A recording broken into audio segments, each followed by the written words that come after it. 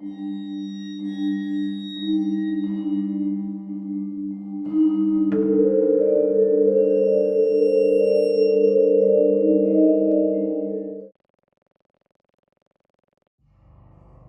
fall semester of my junior year of university was spent studying abroad with my best friend in Florence. We had a blast exploring the city, checking out timeless works of art, partying every night, making new friends, and traveling the country. Before we knew it, 4 months had gone by and we were on our way back to the airport for our flight home. The night before saw a huge snowstorm, something that is pretty rare for Italy. The white-covered city sparkled divinely as we drove through, and I remember feeling incredibly bummed to be going home. Even though it was 5 days before Christmas, and I did miss my family, I wanted nothing more than to stay in Florence forever. That feeling lasted all but 20 minutes. The airport was in complete chaos, and upon entering we discovered that our flight had been cancelled. Cue the waterworks for my friend for the duration of roughly 13 hours. Yes, 7 a.m. to 8:30 p.m. we spent in line to try to get on another flight. Finally, we were given tickets for a new flight, but that flight was leaving for Rome in 3 days.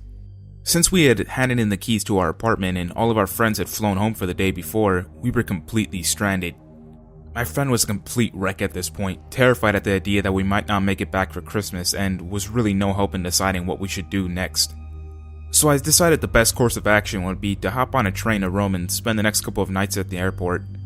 After about 7 exhausting hours on the train, we finally made it to the Rome airport and tried to find a corner to claim and bed down for the next upcoming nights.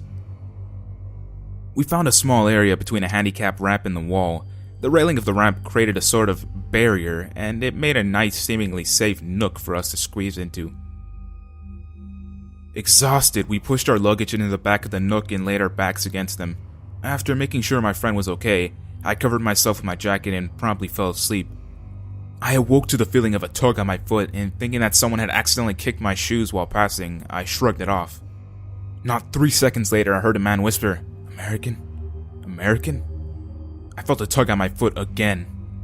I jumped up to my feet to see my best friend with her jacket and her luggage by her side, standing next to a very handsome Italian man. He had salt and pepper hair and was wearing a dark suit with a champagne-colored tie. His mouth formed a dazzling smile, but his eyes weren't smiling with it. I looked at my friend quizzically, trying to figure out what was going on and why she was standing with him. Looking back at him, I noticed that he was glancing to his sides and at the guard near the exit about 40 feet from where we were standing. His behavior immediately set off alarms in my head, and I grabbed my friend's arm to pull her away from him. He grabbed her other arm and started talking very fast, saying that he worked for the airport and that flights out to Rome were all going to be cancelled shortly. He told us that he had a car and could drive us to the Naples and we can get on a flight out from there. He said that my American friend had agreed to come with him and that I should too. I glared at my friend and told him in Italian that we weren't interested in his offer and that we would just wait for our flight. With my hand still firmly gripped on my friend's arm, I grabbed my stuff and made my walk out away from the creep. He immediately moved in my way, blocking us from getting out of the nook, his eyes with no semblance of humanity fixed onto mine, and he said, "American, you're coming with me." Being cornered is a very strange feeling, and prior to this instance, it had never happened to me before. My reaction was immediate, and it felt raw, animalistic, full of rage. I lunged at this man, shoving both my fists into his stomach. It definitely surprised him and definitely knocked the wind out of him. His knees buckled and he toppled to the floor, bringing my friend down with him. As soon as he hit the ground, my friend began screaming and the man scrambled to get up and get away from us. But not before the security guard by the door got to him. In my adrenaline-filled state, I began repeating, "He's trying to take us! He's trying to take us!" When the man was secured, they lifted him off the ground to bring him to what I assumed was the detainment room of the airport. As they lifted him, he looked directly at me with his empty eyes and a fake smile and whispered, "I'll see you soon." As soon as he was out of my sight, I broke down sobbing. I was so exhausted and terrified and incredibly angry at the fact that my friend had agreed to go with this man. I can't believe she thought that this was a good plan, to get into a car with a complete stranger. And she put both of us in a completely dangerous situation. When I confronted her about it, her only excuse was that she wanted to make it home for Christmas.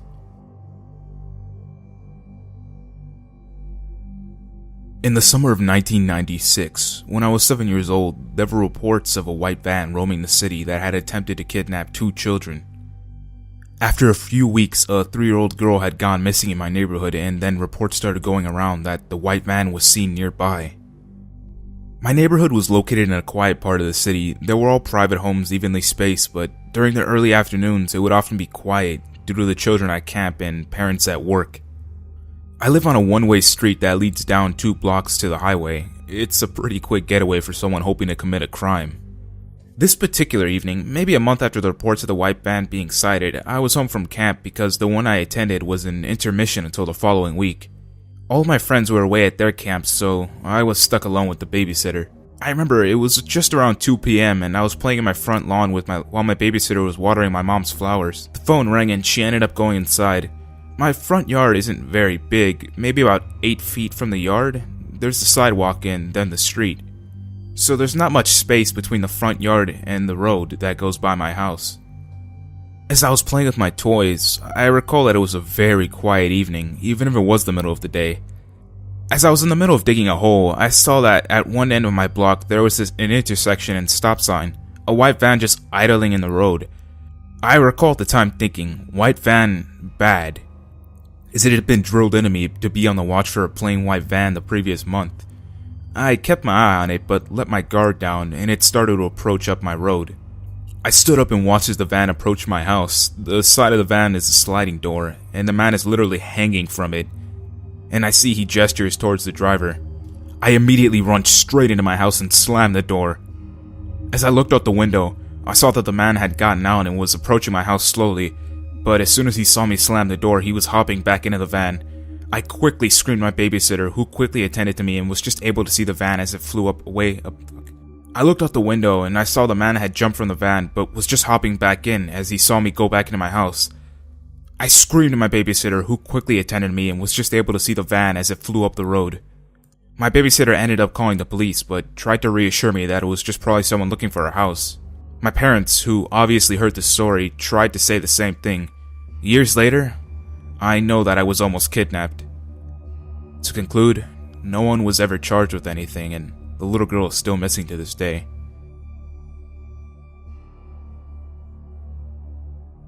One of my most vivid memories is from the morning of my 5th birthday party back in the year of 1994. I went with my mom to the grocery store to get cake, balloons, the usual stuff. We were on the ice cream aisle, me looking on one end and my mom looking on the other. I was totally in her sight the whole time, but for whatever reason, she missed the whole entire incident. This couple, probably in their early 50s, approached me and started talking to me. The lady was overweight with a long, stringy gray ponytail. The guy looked like a trucker or something, shaggy hair, a beard with a hat and big glasses.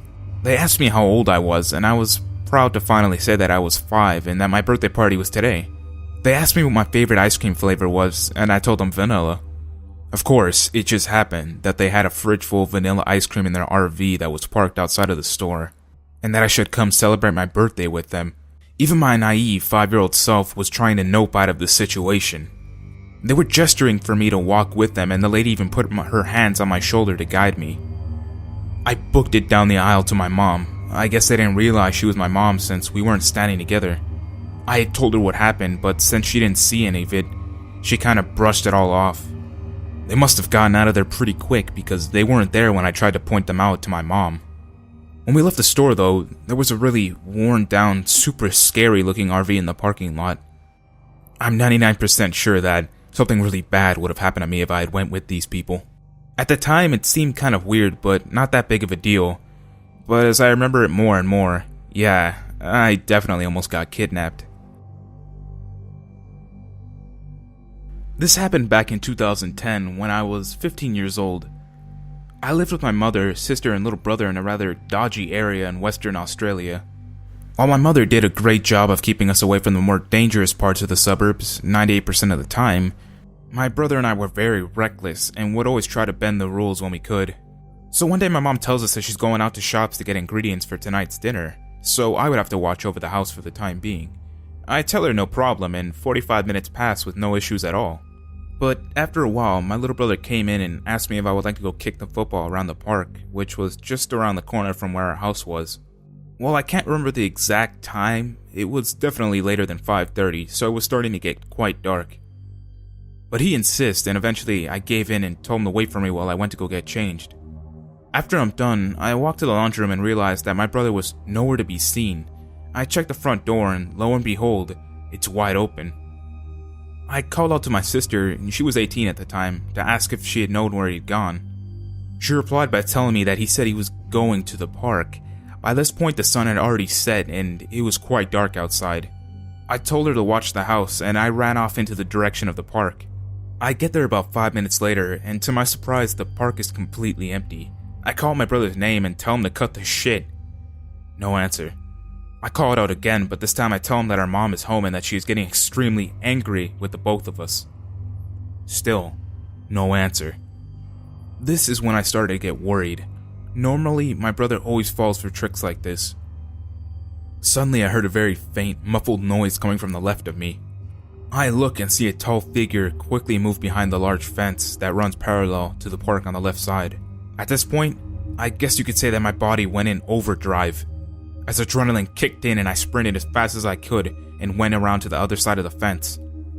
I almost choked when I saw my little brother, shorts off, mouth covered, being dragged across to the other end of the alleyway by a man that looked to be in his mid-40s or 50s with long, unruly hair. Now, I know that a lot of people would have screamed at this point, but for some reason I just sprinted as hard as I could at this motherfucker. I had tears in my eyes. I was more than scared for my brother. I was angry, like seriously infuriated. I was gonna kill this man. He must have heard me coming because he turned around to face me and dropped my younger brother. I had run about 20 meters and I was now less than half a meter away from him. He tried to grab at me, but I just kept running as hard as possible for me and ended up knocking him over. He tried to get back up, but I just let loose and started stomping on his face and gut. I was gonna keep going until this guy was dead, but reason came back to me after I heard my younger brother begin crying loudly. Without asking any questions, I picked him up and ran as fast as I could with him back to the house. At this point, it was pitch black and my mom was frantic. No doubt she was about to let loose on us. However, she stopped when she saw the look on both of our faces and realized that my brother didn't have any pants on. After explaining the situation, my mom gave us both the biggest hugs ever and cried with us. We called the police soon after, and I was asked by the police officers to give details about the man's appearance. I did the best I could. I was lucky that I was dealing with a rather thin man, as opposed to a muscle-bound freak who liked small kids. Thankfully, my brother told me that yes, the man had come up behind him and subdued him, but had stopped taking off his clothes when he heard me calling out his name. To this day, I am so thankful to whatever is watching over me that I didn't get there a second later, and was able to successfully get the man off my brother's back. Needless to say, we moved to the suburbs soon after, and now we are living in a steady, upper-middle-class suburb up north. Hey everyone, hopefully you got your daily dose of spooks, and if you enjoyed watching, then hit that like button as hard as you can.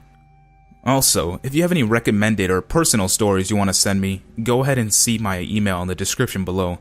Feel free to send me anything you guys think is, worth reading. Well, I guess that's all I have to say about all this.